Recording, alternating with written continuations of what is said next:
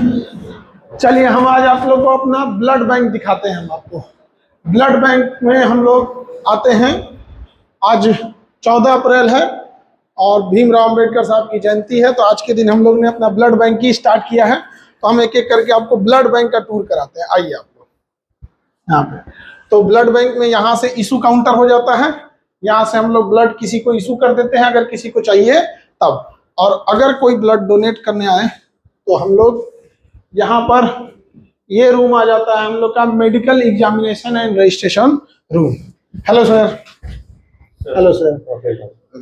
तो यहाँ पर हम लोग जो भी डोनेट करने आएगा सर, यहाँ पे उनका सबसे पहले सर हम लोग यहाँ पे रजिस्ट्रेशन करते हैं सर, और उसके बाद बीपी वगैरह नाप लेते हैं, मेडिकल एग्जामिनेशन थॉरोली करते हैं सर। हाँ। क्या वो ब्लड डोनेट करने लायक है कि नहीं। अच्छा अच्छा। उसके बाद ही हम लोग सर आगे प्रोसीड करते हैं। तो यहाँ जब फिर पता चल जाएगा कि ब्लड डोनेट करने लायक फिट है एकदम, बीपी सी ठीक है, हीमोग्लोबिन ठीक है, सब चीज, तभी आगे प्रोसीड करें।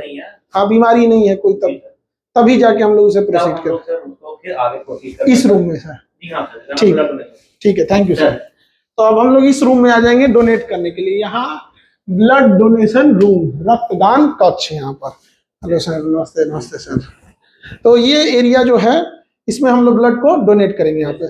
तो यहाँ पे ब्लड डोनेट, अच्छा ये वो जो ब्लड डोनेट करेंगे तो उनके लिए होता है, ये जो बॉल को अच्छा यहाँ पे। और इसमें अभी ये वाला रेडी है। ये आपके लिए। अच्छा ये रेडी है यहाँ पर। तो इसमें आज हम शुरुआत करेंगे। हम आज क्योंकि ब्लड बैंक आज 14 अप्रैल है, अंबेडकर साहब की जयंती है, तो ब्लड बैंक की शुरुआत हम पहले अपने ब्लड से करेंगे, क्योंकि युद्ध में सबसे पहले सेनापति को उतरना होता है। तो ये रेडी है अभी। हाँ ये वाला बैग रेडी है। तो हम थोड़ा सा अभी टूर करके आते हैं अपने ब्लड बैंक का, फिर हम आके यहाँ डोनेट करते हैं। इधर चलते हैं। अगर ब्लड डोनेट करने के बाद हम लोग यहाँ पे कुछ खाना पीना खाना हुआ, रिफ्रेशमेंट करना हुआ, तो इसमें क्योंकि ब्लड डोनेशन के बाद थोड़ा सा किसी को भी अगर भूख लग, थोड़ा सा एनर्जी के लिए जूस हो गया, कुछ मीठा चीज हो गया, कुछ फ्रूट्स हो गए, तो यहाँ दिए जाते हैं उन लोगों को इस एरिया में।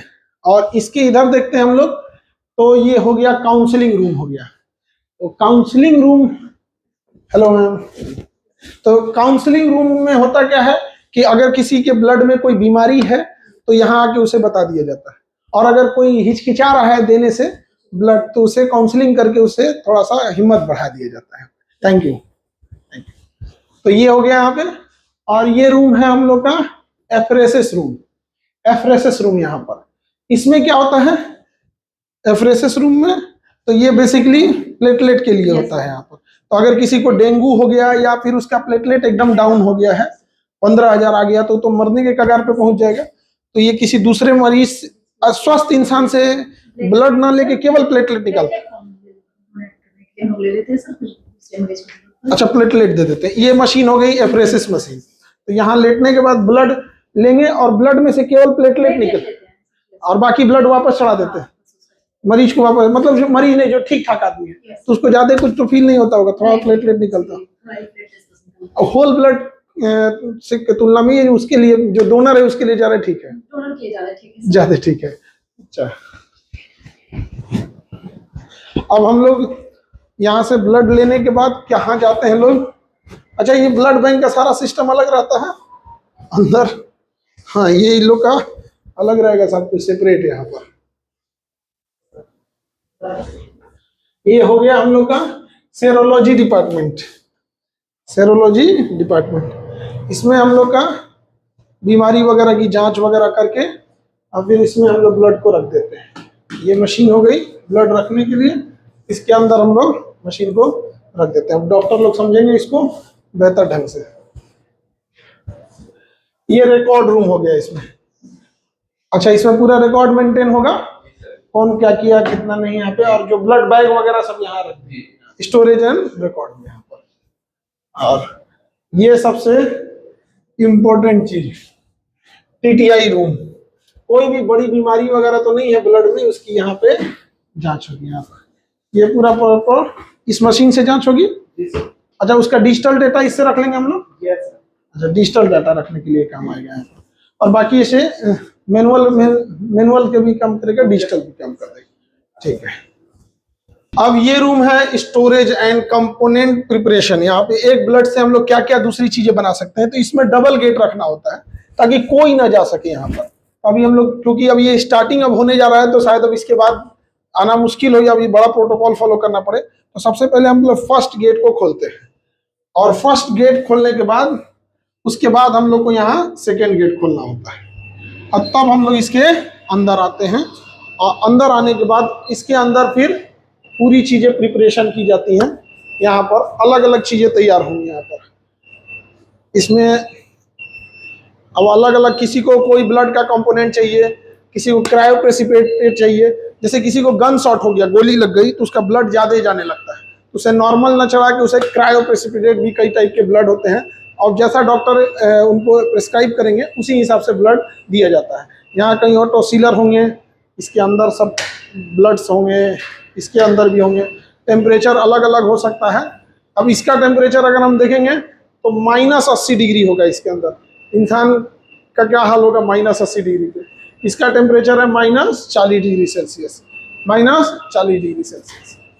और ये हो गया आपका अलग टाइप का, ये सब में ब्लड्स रखे रहेंगे, और ब्लड के लिए जो यूज के लिए जो रिएजेंट्स होंगे वो सब इसमें होंगे। यहाँ पे रिएजेंट। अच्छा, ये मूवमेंट कर रहा है बस, प्लेटलेट एजिटेटेड है सर, प्लेटलेट खराब ना हो इसलिए। अच्छा, प्लेटलेट रखता है तो उसे मूव कराना होता है, सर, और अगर मूव नहीं करेंगे तो प्लेटलेट खराब हो जाएगा। एक्टिव रहने के लिए ये सब प्लेटलेट को। अच्छा, प्लेटलेट का लाइफ कितने दिन है? 7 दिन। 7 डे है सर। अच्छा, बहुत सबसे कम लाइफ टाइम उसी का रहता है प्लेटलेट का। अब डेंगू का टाइम आएगा तो सबसे ज्यादा इसी का डिमांड आ जाता है यहाँ पर। तो अब हम लोग इधर चलते हैं अपने ब्लड बैंक से।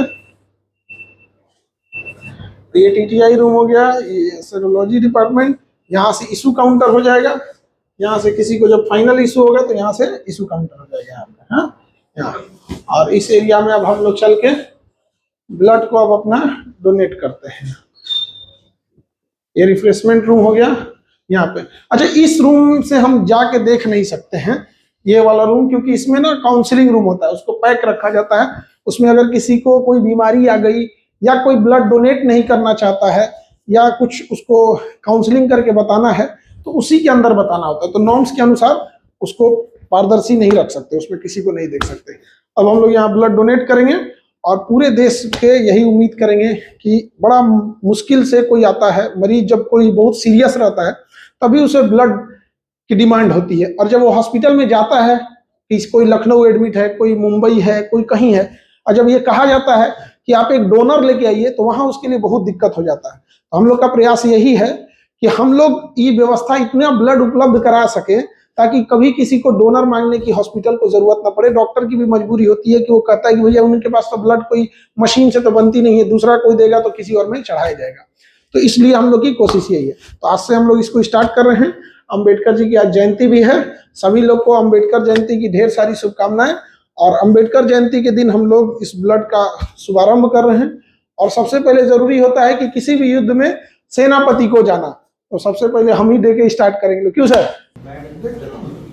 हाँ, करो, देखते रहो। देखिए, ब्लड बैंक, ब्लड डोनेट करने वाले लोग को एक बात बोलते हैं कि आप ब्लड दीजिएगा ना, आपको कुछ भी फील नहीं होगा। बस होता क्या है ना कि लोग ब्लड बैग देख लेता है बैगवा देख लेता है ना, तो डर जाते हैं लोग। तो आप डोनेट करने के बाद जब आप देखते हैं कि मेरा इतना ब्लड निकल गया, तो आपको साइकोलॉजिकल इफेक्ट पड़ता है। अगर आप ब्लड बैग को नहीं देखेंगे ना, आपको कोई फर्क भी नहीं पड़ेगा। एक्चुअल में कोई अंतर नहीं आता है आपका ब्लड डोनेट करने के बाद, 0 फर्क पड़ता है। आप जो फुल काम कीजिए, ब्लड डोनेट करने के बाद हल्का सा रेस्ट करके चलिए। वो भी रेस्ट इसलिए डॉक्टर बताते हैं 10-15 मिनट जो देखने के लिए कि कहीं आपको कोई इफेक्ट तो नहीं पड़ रहा है। हालांकि कोई इफेक्ट नहीं पड़ता है। उसके बाद आप रेगुलर काम कर सकते हैं। हम लोग पूरा क्लास लिए सुबह। आज तो हम लोग का फिजिक्स का नया बैच भी था ना। हाँ, तो आज क्लास भी लिए पूरा। हम लोग क्लास लेने के बाद हम लोग पूरा तरह से यहाँ आए, ब्लड बैंक स्टार्ट किए और आज ब्लड भी दिए। और ये ब्लड डोनेट करने के बाद हमको लगता है इन लोग का हो गया, तो अपना निकाल लेंगे लोग अपना जो निकालना होगा। तो और उसके बाद ब्लड डोनेट करने के बाद जाके अपना पूरा जो क्लास रेगुलर क्लास रहता है क्लास ले लेंगे हम लोग। कोई दिक्कत नहीं आएगा किसी चीज़ में। तो आप लोग भी अब आएंगे, आप डोनेट करना चालू कर सकते हैं।